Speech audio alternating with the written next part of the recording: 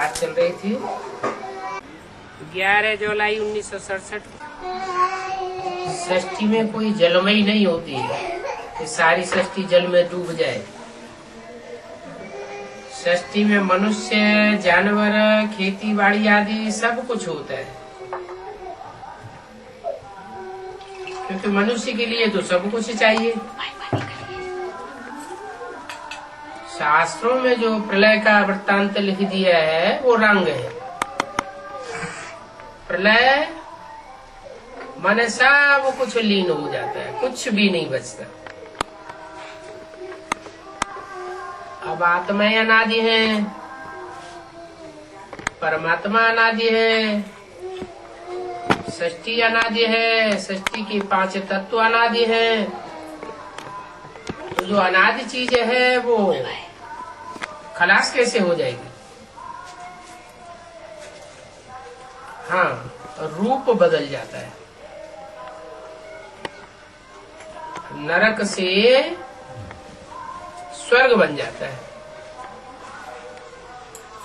बाकी बिल्कुल न नरक रहे न स्वर्ग रहे, ऐसे कभी होता नहीं। नरक जाता है तो स्वर्ग की स्थापना होती है। तो ये सुख दुख का नाटक है, प्रलय होती नहीं है। ये सृष्टि का चक्र फिरता ही रहता है। बच्चों को आदि से लेकर अंत तक सारा याद रखना है। ये आदि में क्या हुआ और मध्य में क्या हुआ और अंत तक क्या होता है।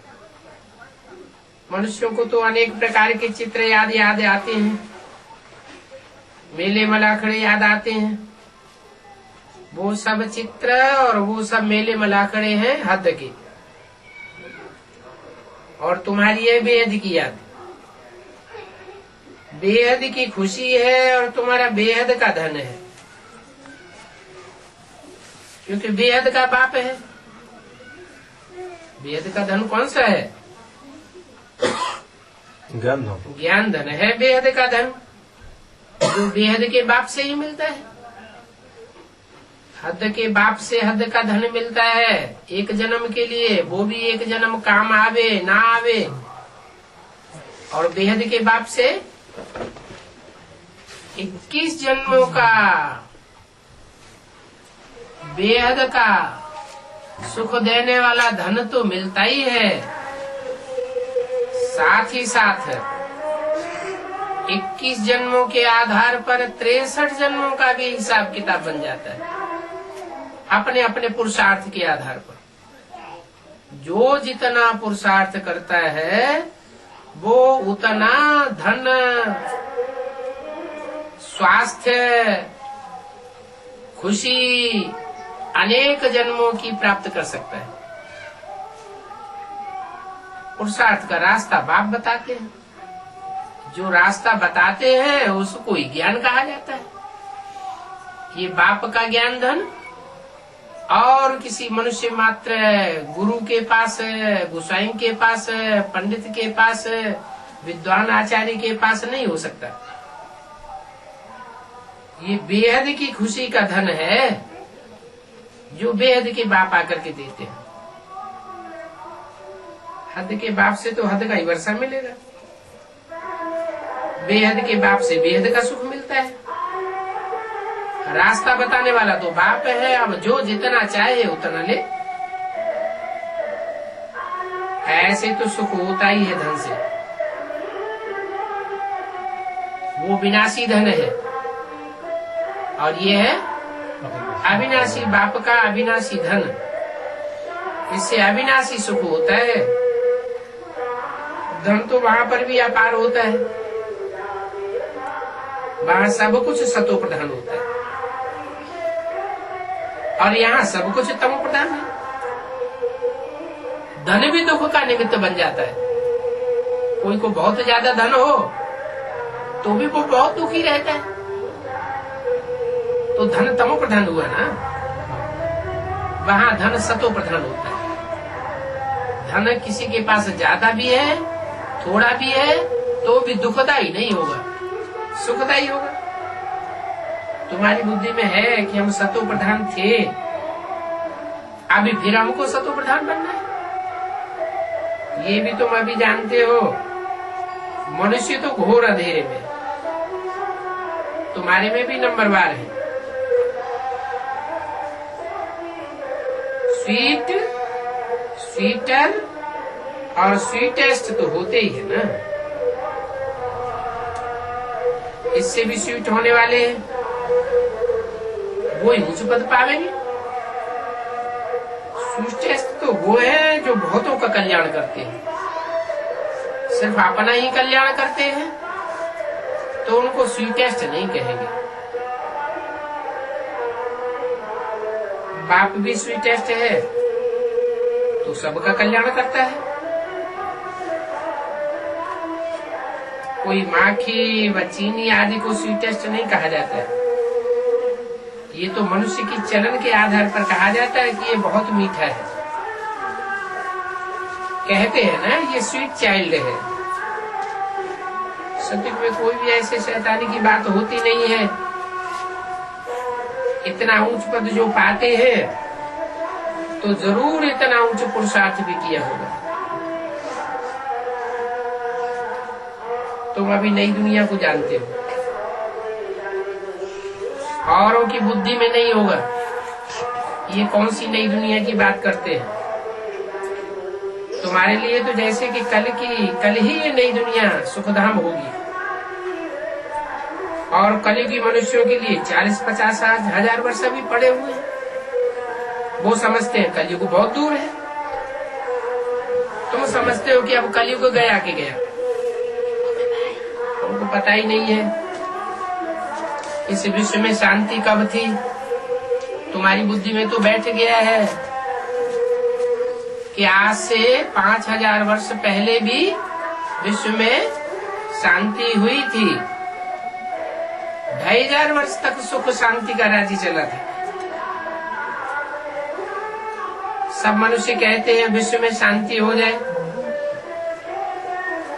तुम बच्चे जानते हो कि पहले भी विश्व में शांति थी, अब भी विश्व में शांति होगी। 2500 वर्ष तो अशांति रही, अब शांति कैसे हो जाएगी? क्योंकि 2500 वर्ष के बीच में कभी भी बाप, जो आत्माओं का बाप है, वो इस सृष्टि पर आता ही नहीं। अभी आया हुआ है तो जरूर शांति होगी। जो शांति की स्टेज में रहेंगे, समझेंगे कि मैं आत्मा शांत स्वरूप हूँ, तो उनको शांति भाषेगी। आत्मिक स्थिति में रहने की बात है। बाप कहते हैं तुम आत्मा हो, आत्मा स्वयं शांत स्वरूप है, आत्मा का रूप ही शांति का है। अशांत तब होती है जब तामसी देह में आती है। सतयुग में भी देह होती थी, लेकिन वहां सतो प्रधान देह थी। जो चोला था 5 तत्वों का बना हुआ, वो सतो प्रधान था।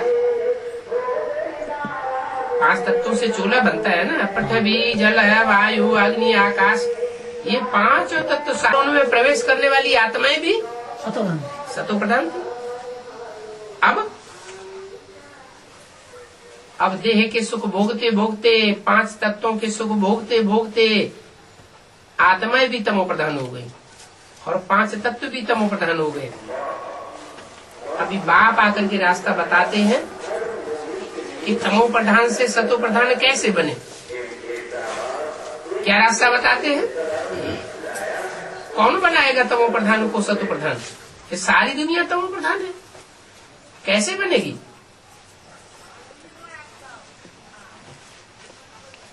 कोई तो निमित्त बनेंगे। कौन निमित्त बनेंगे? आत्मा ही निमित्त बनती है। आत्माएं जो ऑलराउंडर पार्टधारी है, आदि से लेकर के अंत तक पार्ट बजाने वाली है, उन आत्माओं के लिए बाप कहते हैं कि तुम पहले सतो प्रधान थे, 100% शांति की दुनिया में थे। 100% शांति तुमने भोगा, सुख तुमने भोगा, पीस प्रॉस्पेरिटी तुमने भोगी। तो तुमने भोगी है तो तुम ही पहचानते हो कि आत्मा क्या है और आत्मा का बाप परमात्मा क्या है। जिन्होंने ऑलराउंड पार्टी नहीं बजाया ड्रामा में, वो उतना नहीं पहचानेंगे। जितना जितना जो आत्मा जैसा जैसा पार्ट बजाती है, जास्ती पार्ट बजाने वाली है तो जास्ती पहचानेगी, कम पार्ट बजाने वाली है तो कम पार्ट बजे। जैसे बैटरी होती है, बैटरी बड़ी होगी तो उसमें ज्यादा पावर भरेगी, ज्यादा लंबे समय तक चलेगी। छोटी बैटरी होगी तो थोड़े समय तक चलेगी। ऐसे ये आत्मा रूपी बैटरीज है तो एक जैसी देखने में, लेकिन पावर उनमें नंबरवार भरती है।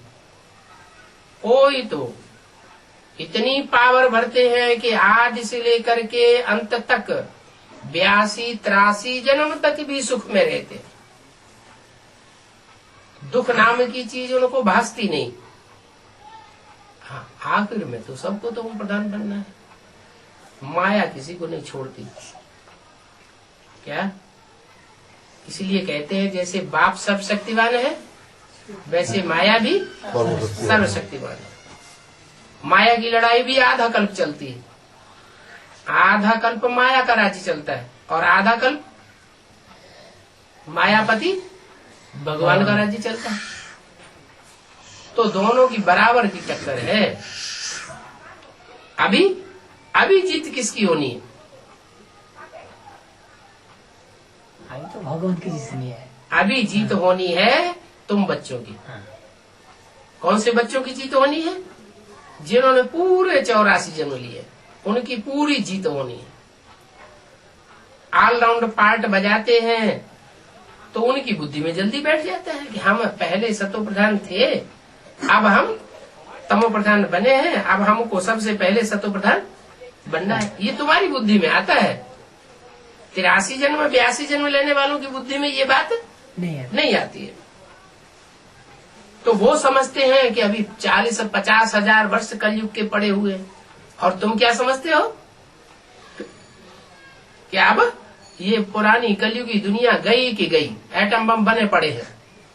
भगवान आया था, थोड़ी टाइम के लिए रुका है। हाँ, भगवान आया था और आते ही एटॉमिक एनर्जी बनना शुरू हो गई।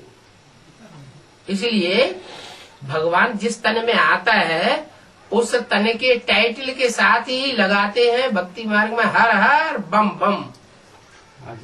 हर कहते हैं पापों का हरण करने वाला।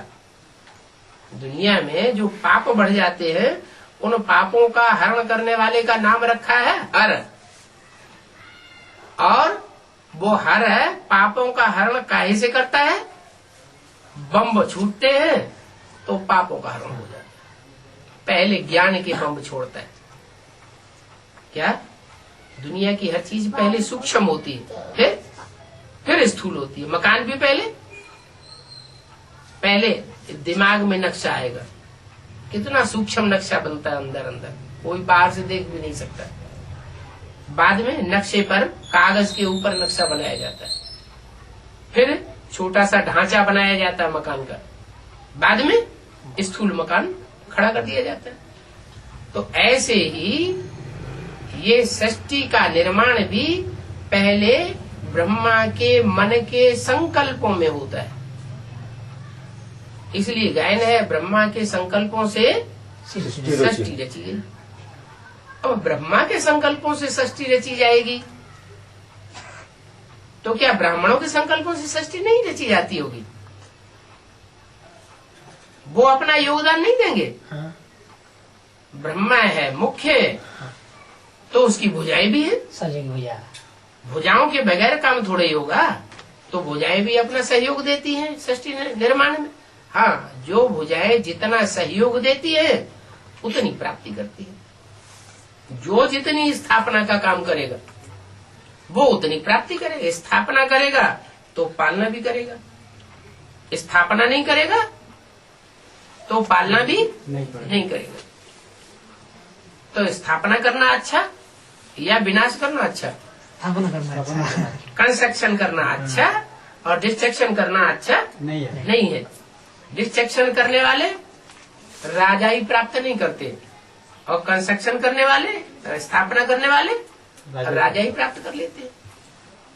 तो तुम बच्चे हो स्थापना, पालना और विनाश तीनों का कार्य करने वाले, लेकिन विनाश तुम डायरेक्ट नहीं करते हो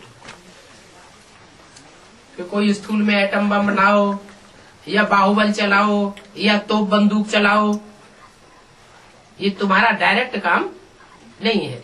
तुम्हारे संकल्प मात्र से ही इस सृष्टि पर विनाश की लीला खड़ी हो जाती है। जैसे रामायण में कहा भ्रकुटी विलास सृष्टि लय हुई, क्या एक क्रोध की झलक भी आ गई तो भी विनाश हो जाता है। कब? जब योग की पावर पूरी बढ़ जाएगी। इसलिए बाबा कहते हैं कि अच्छे संकल्प करना है।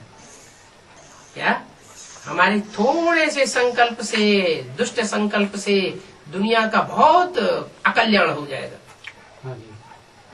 अभी हमें ऐसी प्रैक्टिस करनी है कि जिससे हमारे मन के अंदर से कोई दुष्ट संकल्प न निकले।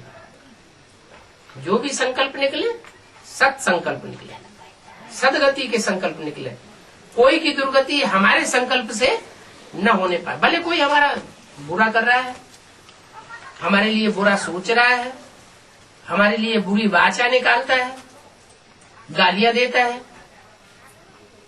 दुष्ट वाइब्रेशन फैलाता है, तो भी हमको क्या समझना है? अरे पूर्व जन्म ने हमने इसके साथ ऐसा किया होगा तो उसका रिटर्न हमको दे रहा है। हिसाब किताब पूरा हो रहा है। बाकी जब हिसाब किताब पूरा हो जाएगा तो कोई हमको दुख नहीं देगा। लक्ष्मी नारायण जो बन जाएंगे उन लक्ष्मी नारायण को कोई दुख देने वाला होगा क्या? होगा नहीं। जो सुखदायी आत्मा बनेगी, संपूर्ण आत्मा बनेगी, उसको कोई दुख नहीं दे सकता। तो अपनी सृष्टि हम अपने आप निर्माण कर रहे हैं। अज्ञानी लोग कह देते हैं भगवान ही सुख देता है, भगवान ही दुख देता है। लेकिन भगवान दुख देने वाला तो दुखदाता कहना चाहिए भगवान को। भगवान को कोई दुखदाता कहता है क्या? नहीं। भगवान को क्या कहा जाता है? सुखदाता कहा जाता है। भगवान को तो कोई दुखदाता नहीं। रावण है जो रुलाता है तो उसका नाम ही पड़ गया रावण। रावयते लोकान, लोगों को जो रुलाता है सो रावण। और मनुष्यों को जो रमण कराता है सुख में वो राम। नाम ही ऐसा पड़ जाता है। कैसा? काम के आधार पर। जैसा जिसका नाम जरूर उसने वैसा काम किया। इसलिए शास्त्रों में जितने भी नाम हैं वो सब अर्थ सहित है। व्यर्थ कोई नाम नहीं है। चाहे महाभारत में नाम हो दुर्योधन, दुशासन, युधिष्ठिर, ये सब अर्थ सहित है। चाहे भागवत में हो, चाहे रामायण में हो और चाहे देवासुर संग्राम में हो, जो भी नाम है वैसा वैसा उन्होंने काम किया है तो वैसे वैसे उनके नाम रख दिए। तो तुम बच्चे नई दुनिया को जानते हो कि नई दुनिया कैसे स्थापन होती है, कैसे बनती है नई दुनिया। नई दुनिया का मूल संकल्प क्या है?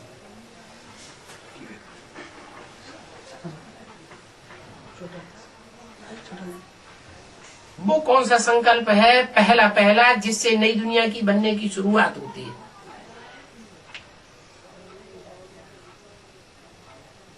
मैं देह नहीं हूँ, मैं आत्मा हूँ। स्व स्थिति में स्थित होना माना स्वर्ग बनाना।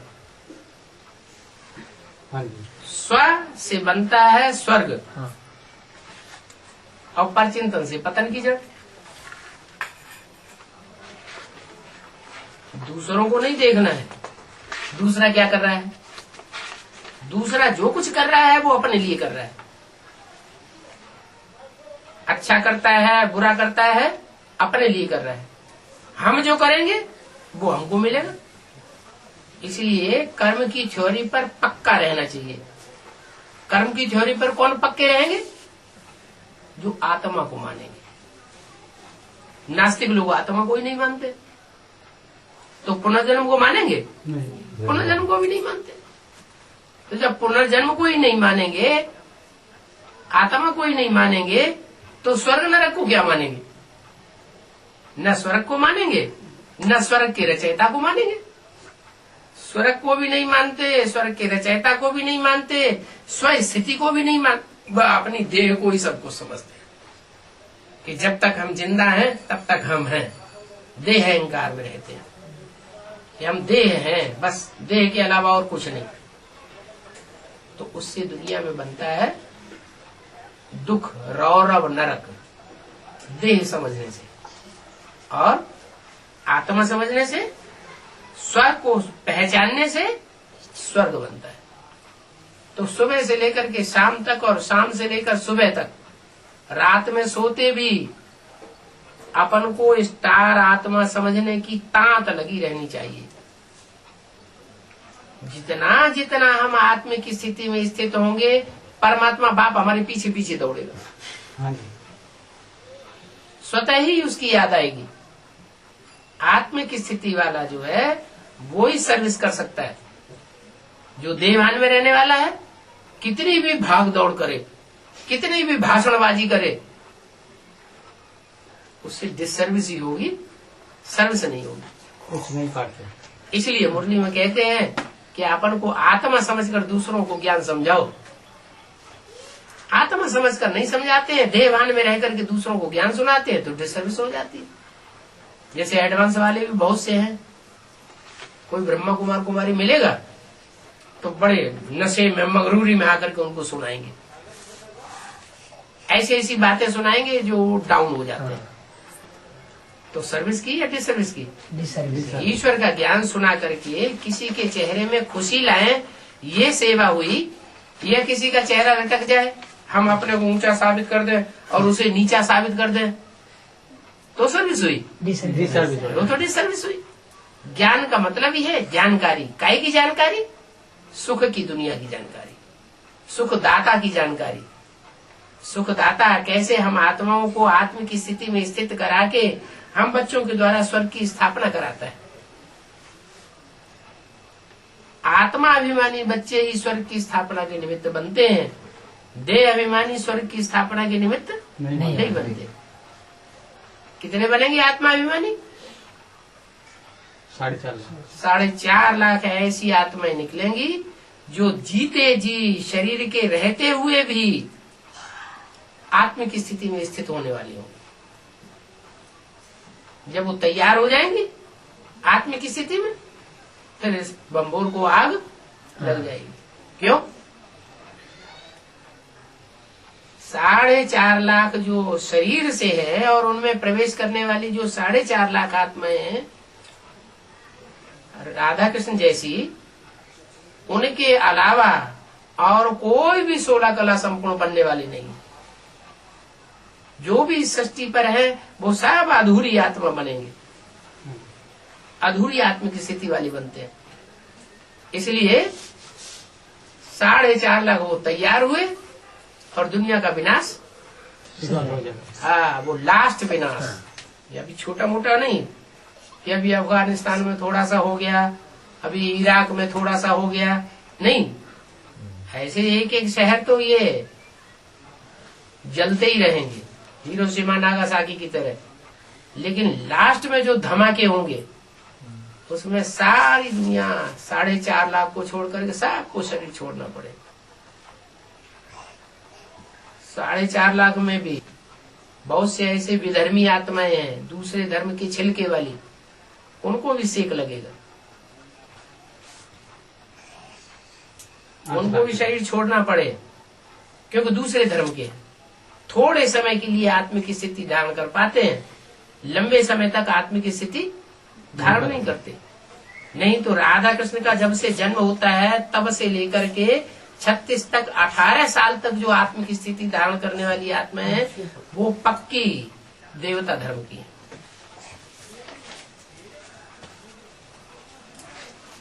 उनके शरीर जो कंचन काया बनेंगे, उस कंचन काया वाली आत्माएं जो है, उनसे जन्म लेने वाले बच्चे वो अविनाशी है। 5000 वर्ष तक पाठ बजाते हैं। क्यों? क्योंकि सतयुग में जो जन्म लेंगे पहले जन्म में, वो कौन से धर्म की आत्माएं जन्म लेने वाली होंगी? सतयुग के पहले जन्म में दूसरे धर्म की छिलका वाली आत्माएं होंगी या नहीं होंगी? नहीं होंगे। हाँ? सतयुग में देवता जो सनातन धर्म आत्मा होता है वही होता है, वही होंगी। बाकी धीरे धीरे बाद में उतरते आएंगे। रहेंगे, धीरे धीरे उतरेंगे। 84 जन्म तो होंगे। जो भी बीज रूप आत्माएं 4.5 लाख हैं, उनके 84 जन्म तो पूरे होंगे। भले पहले जन्म के लास्ट में आवे, लेकिन वो आत्माएं जो है गैप मार देंगी। जैसे राधा कृष्ण की आत्माएं षष्ठी रूपी रंगमंच पे कितना गैप मारती हैं? 50 साल।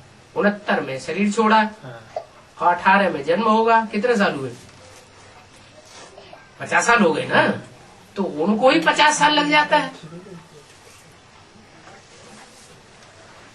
तो वो तो है चंद्रवंश की पक्की। कौन? ब्रह्मा और सरस्वती, वो तो चंद्रवंश के हीरो हैं। तो उनको ही जब 50 साल का टाइम लग जाता है, तो जो और धर्म के जो बीज हैं, जिनमें दूसरे दूसरे धर्म का छिलका चढ़ा हुआ है, उनके और भी टाइम कम हो जाता है। तो वो जन्म लेते रहेंगे। कब तक लेते रहेंगे? जब तक इस्लाम धर्म में कन्वर्ट होने वाली आत्मा ऊपर से नीचे न उतर आए। वो कब उतरेगी?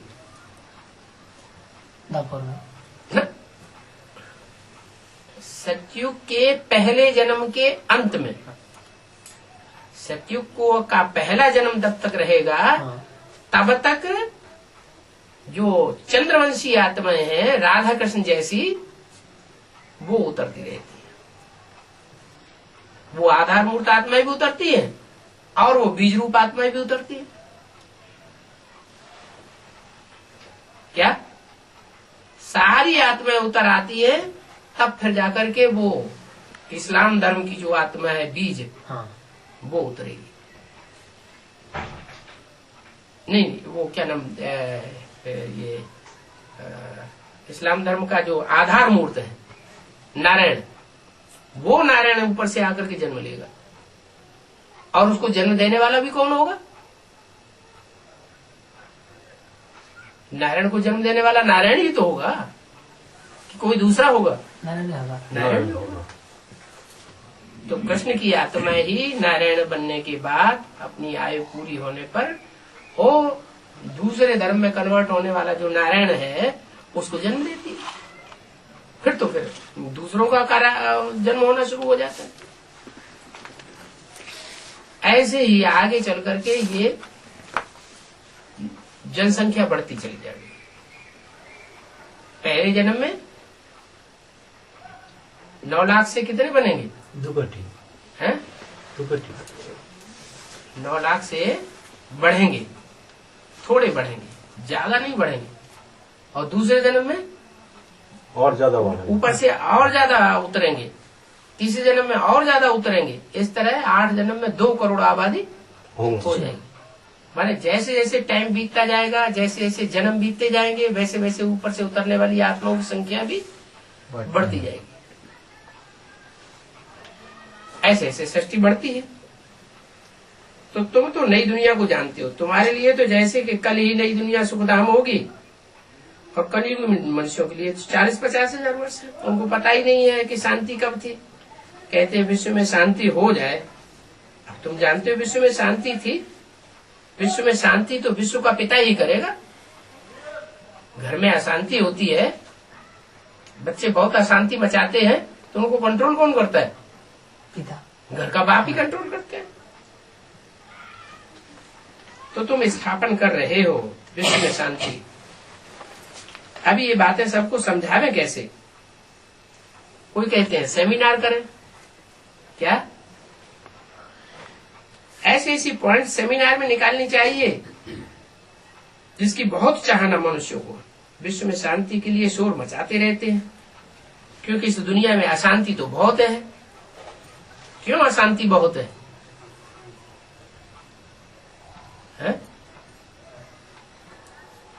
घर में एक धनी धोरी हो तो शांति होगी, या घर के अनेक धनी धोरी हो जाए तो घर में शांति होगी? जो एक होता है तो शांति होगी। एक घर में अगर वैश्यालय खुल जाए तो वैश्यालय में तो अशांति होगी ना। हाँ, एक धनी धोरी होगा शांति। तो शांति होगी। तो ऐसे ही है, दुनिया का हाल हो गया है।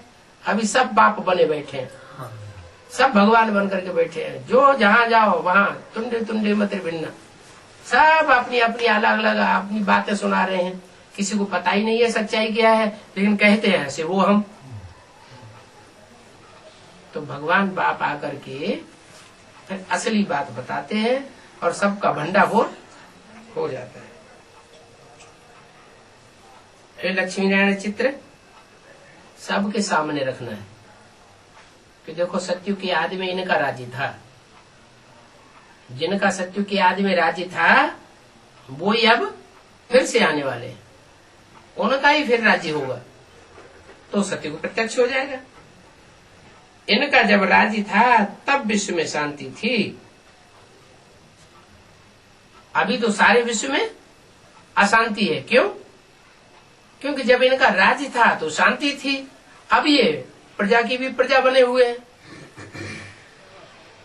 तो जो होना चाहिए ऊंची गद्दी के ऊपर, भगवान जिनको ऊंची गद्दी देता है लायक समझ करके, वो नीचे बैठा दिए गए, तो दुनिया में अशांति होगी या शांति होगी? अशांति होगी। ओम शांति। दूसरे पेज के मध्यांत में बात चल रही थी राम और रावण के परिवार की। बताया कि राम गयो रावण गयो जिनको बहु परिवार।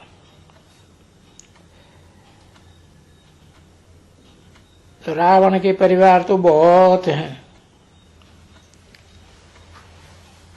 जितने विधर्मी हैं उतने सब जैसे रावण के परिवार।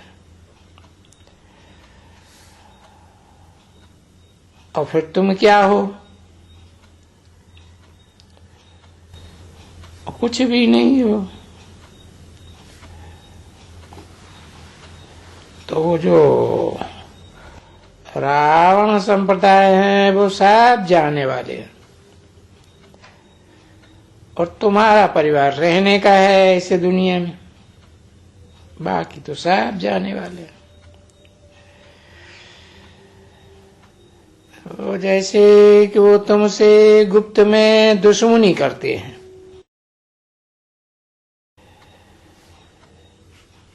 कि तुम इस दुनिया में क्यों रहते हो।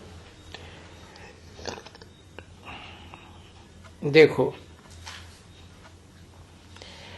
कभी भी कहते हैं ना, और ये भारतवासी सन्यासी भी कहते हैं तुम्हारे लिए कहते हैं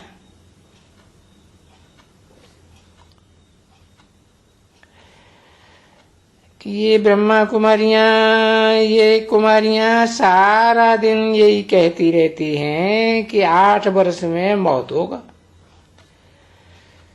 10 वर्ष में मौत होगा। ये तो मौत ही मौत मांगती रहती है, जैसे कि ये तो दुनिया का नाश करने के लिए पैदा हुई है।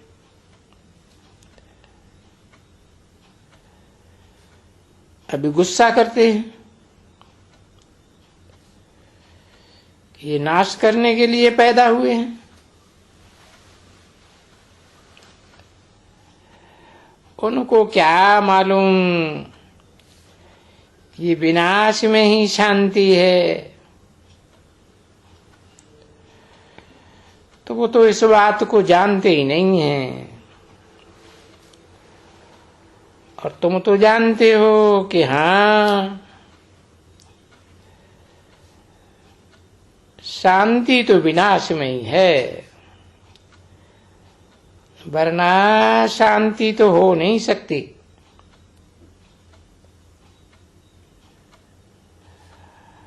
और ये सब जब मर जाएंगे तब शांति हो जाएगी।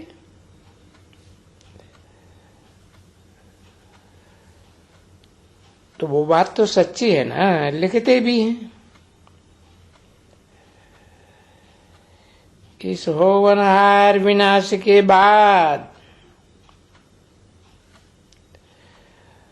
वो जो लिखा है ना टेलीग्राम में, तो लिखा है विनाश के बाद ये माना कि विश्व में शांति होगी ही होगी, और वो होती है।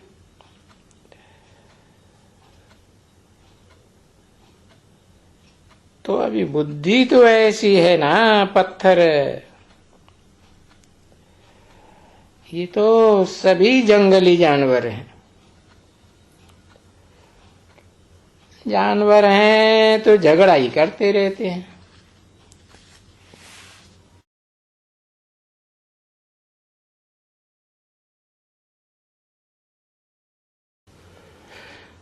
तो बाबा जब भी होते हैं तब लिख देते हैं कि इनसे झगड़ा बगड़ा कुछ भी न करो।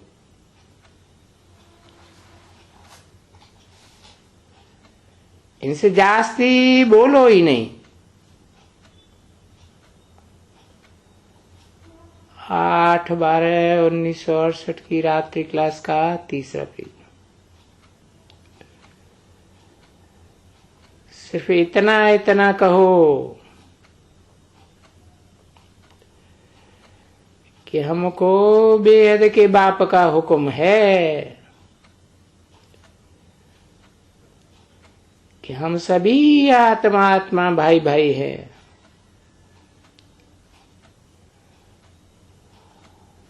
और वो हमारा बाप है बेहद का, हम ये समझते हैं।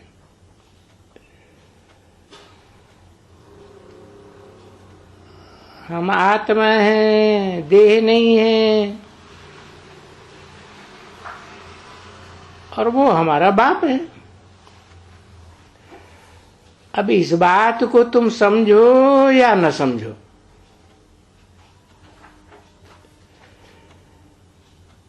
बाकी वो जो आत्माओं का बेहद का बाप है वो कहते हैं कि मुझे याद करो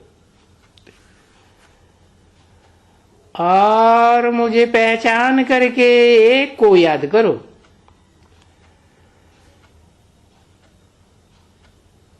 अनेकों की बेविचारी याद छोड़ो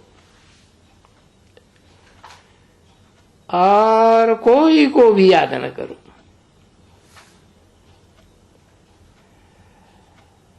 भक्ति मार्ग में भी वो भक्त लोग कहते हैं कि हे भगवान, जब तुम आएंगे तो कौन कहते हैं? ये आत्मा ही तो कहती है ना, कि ये विनाशी शरीर कहता है।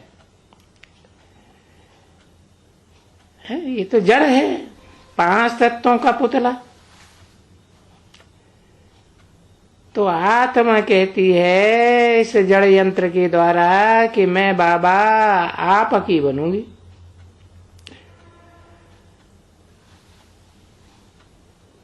क्योंकि जब आप इस सृष्टि पर आएंगे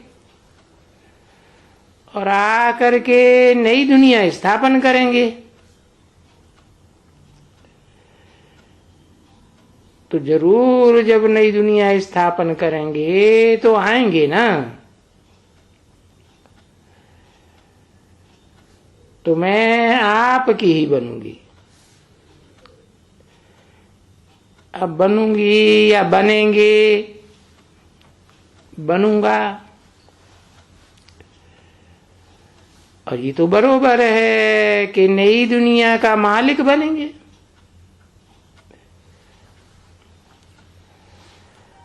अभी ऐसी समझानी चाहिए उनको देने के लिए।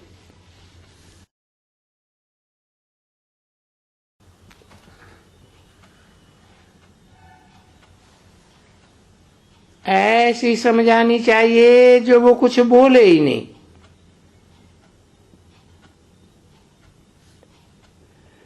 बोलो हम कुछ ये शास्त्र वास्त्र की बात ही नहीं उठाते।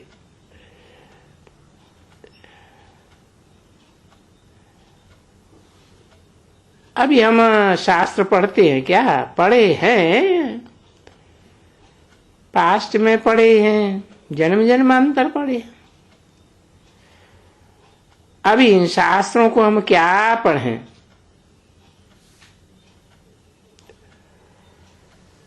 अभी बाप तो कहते हैं कि सब कुछ भूल जाओ, कुछ भी नहीं पढ़ो।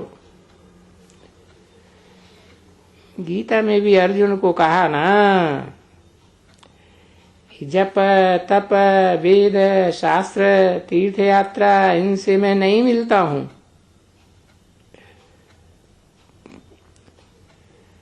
हे अर्जुन, तू कोरा कागज हो जा।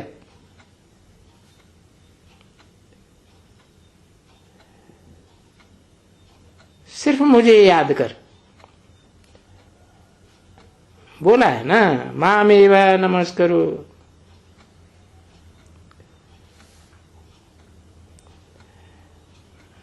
तो फिर हम बच्चों को भी तो एक बाप की ही माननी पड़ती है ना। और बाप को ये जो भी है आर्य समाजी, उस निराकारक बाप को तो वो भी मानते हैं ना।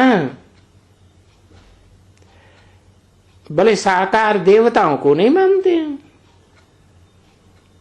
निराकार को तो मानते ही हैं। ऐसे नहीं है कि नहीं मानते हैं, भगवान को तो मानते हैं। वो भी शिव जयंती मनाते हैं, बाकी जानते नहीं है कि जयंती तो साकार की होती है, निराकार की जय जयकार कैसे होगी।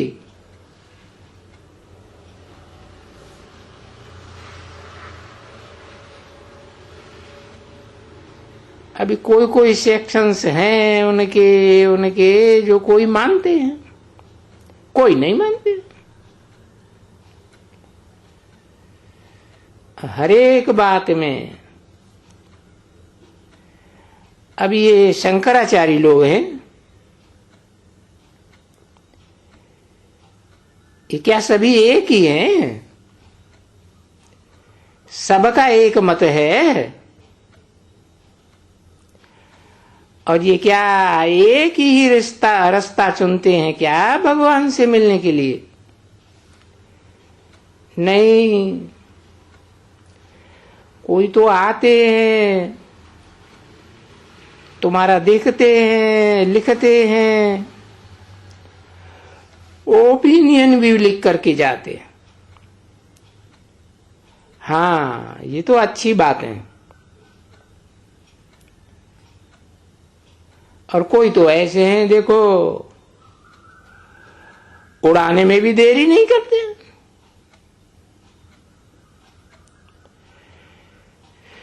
तो ये सारे आर्य समाजी भी तुम्हारे पास बहुत आते हैं।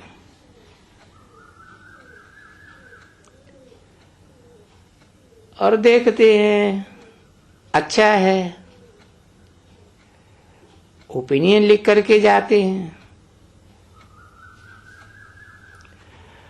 और कोई ये देखो, इनमें भी तो सेक्शंस है ना।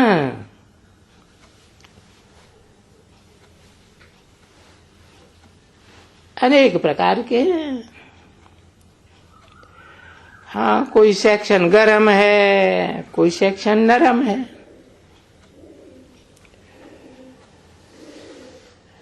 तो बाबा हमको समझाते हैं,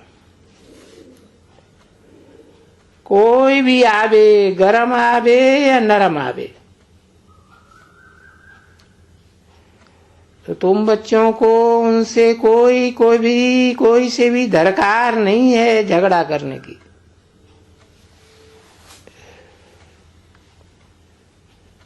झगड़ा बगड़ा काहे का? क्योंकि क्रोध का भूत तो तुम बच्चों में है ही नहीं।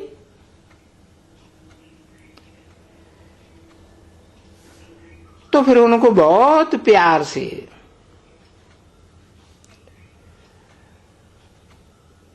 बहुत अजीजी से बाप का नाम लेंगे और पार पड़ जाएंगे।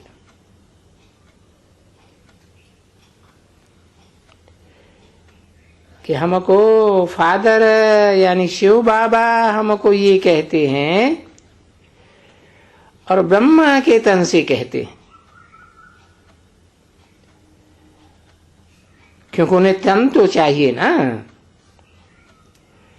वो तो निराकार है, जैसे आत्मा सबकी निराकार है, तो हर आत्मा को ये शरीर चाहिए। तो ब्रह्मा के तन से कहते हैं।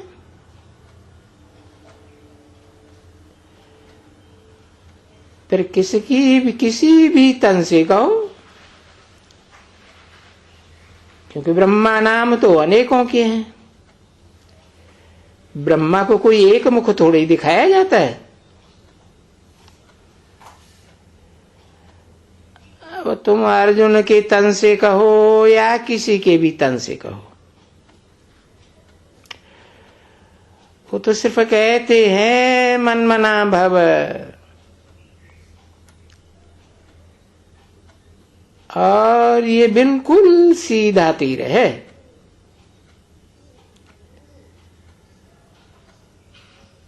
एक ही समझाने का ज्ञान बाण है कि मुझे याद करो, विचारी याद न करो, एक को याद करो। ऊंचे ते ऊंचे भगवंत को पहचान करके याद करो, और तो सभी देह के संबंध छोड़ मुझे याद करो।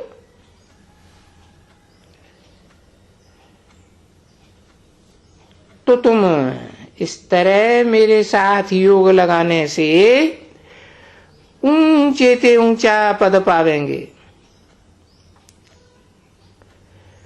क्योंकि वो ऊंचे ते ऊंचा है ना। अब जो जितना याद करेंगे वो उतना ऊंच पद पावेंगे।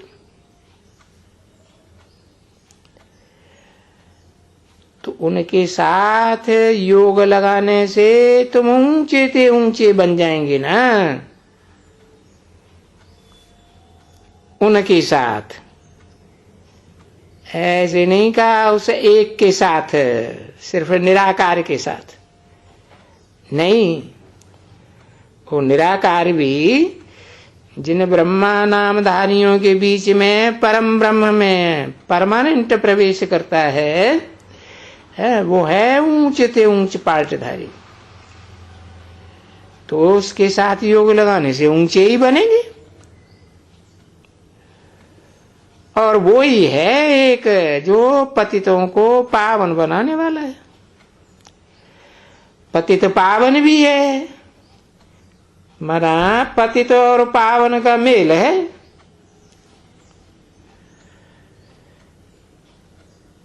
तो संग के रंग से पतित भी पावन बन जाएगा। वो निराकार बाप तो निराकारी धाम से आता है ना। जैसे निराकारी धाम में, परम धाम में सब आत्माएं पवित्र ही रहती है। तो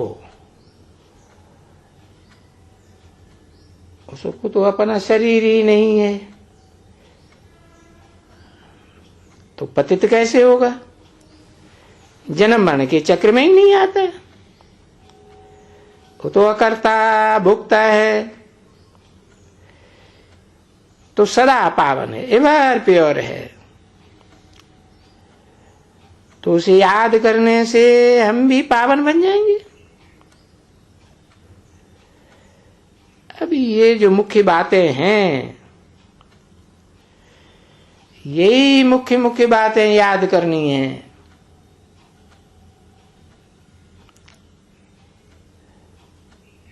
हाँ, ज्यादा तिक तिक तिक तिक तिक तिक, अरे तिक तिक बाबा तुमको समझाई है ये बात बाबा ने।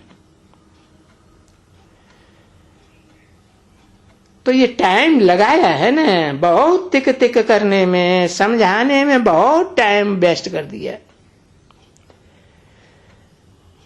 खुद ही नहीं समझे हैं तो तिक तिक करते रहते हैं। और समझना क्या है, वो देखो गीता में भी तो कहा है,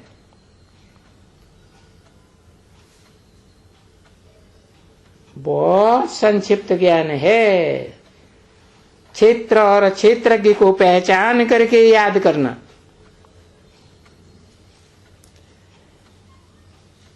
क्षेत्र अर्जुन का तन बताया, बोला है ना, इदम शरीरम कौन्तेय क्षेत्रम इत्यभिधीयते।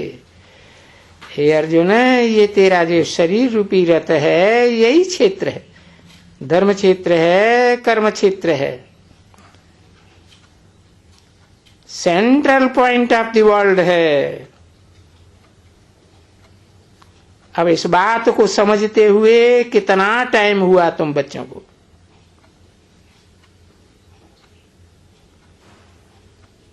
तो बाबा ऐसे थोड़े ही कहते हैं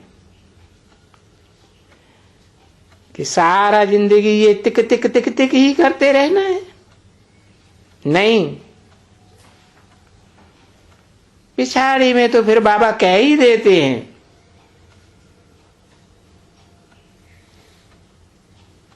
कि भाई अब इस समय में जास्ती तिक तिक नहीं करो, क्योंकि बहुत ब्रह्मा कुमार कुमारियां हैं, वो जैसे कि तोते मिसल हैं।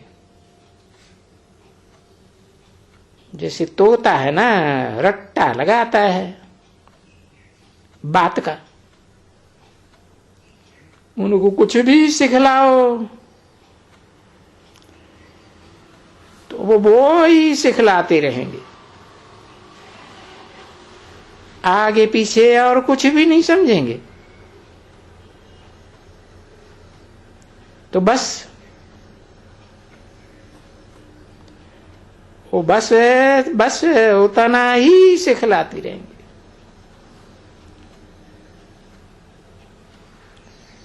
और बाप अगर वो ही बात समझाते रहे, वो तो तुम खुद थक जाओगे सुनते सुनते। ऐसे तो फिर कोई कोई तंग भी हो जाते हैं, कहते हैं अरे ये बाबा की मुरली तो एक ही प्रकार की है, बार बार वही रिपीटिशन।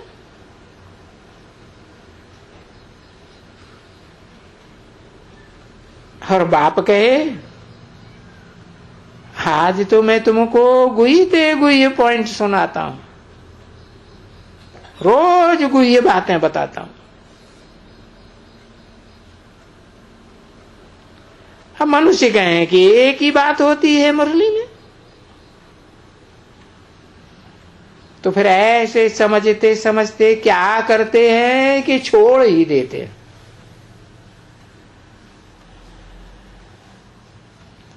एक ही मुरली में देखा, दो मुरली में देखा,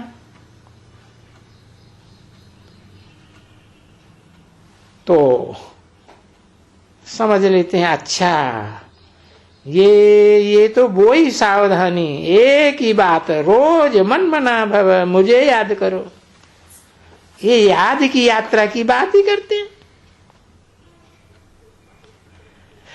तो बस वो समझते हैं ये तो एक ही बात है, और क्या है, और तो कुछ भी डिटेल नहीं है। विचार सागर मंथन तो कुछ भी करते नहीं है, समझते नहीं है कि भगवान तो ऊंचे ते ऊंचे है, उसकी तो हर बात में बाल में खाल, खाल में बाल भरी हुई है, रहस्य भरा हुआ है। गीता में भी तो लिखा है, गुह्यात् गुह्यतरम ज्ञानम, गुह्य ते गुह्य ज्ञान सुनातम। सबा की समझ में थोड़े ही आता है, तो फिर छोड़ देते। तो ड्रामा के प्लान अनुसार कोई न कोई ऐसे बहुत निकलते हैं जो फिर संशय में आ जाते हैं, छोड़ देते हैं। कहते हैं ये नॉलेज तो ऐसी ही है, ऐसी है, वैसी है। अब बाप तो कहते हैं बस काम काटे दिल यारडे, कर्मेंद्रियों से कर्म करते रहो, बाप को याद करते रहो, और जीवन में बहुत शीतलता से चलते रहो,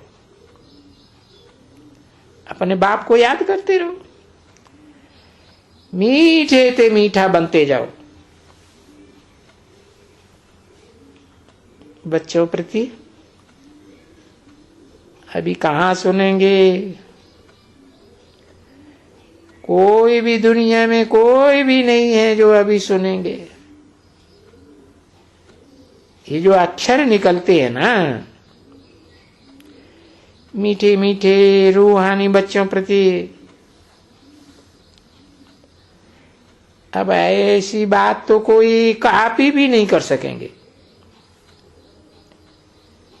मीठे मीठे सिकिल दे रूहानी बच्चों प्रति, रूहानी बाप और दादा का दिल व जान से करो प्रेम से याद प्यार। Good night. मीठे मीठे रूहानी बच्चों प्रति, रूहानी बाप की नमस्ते।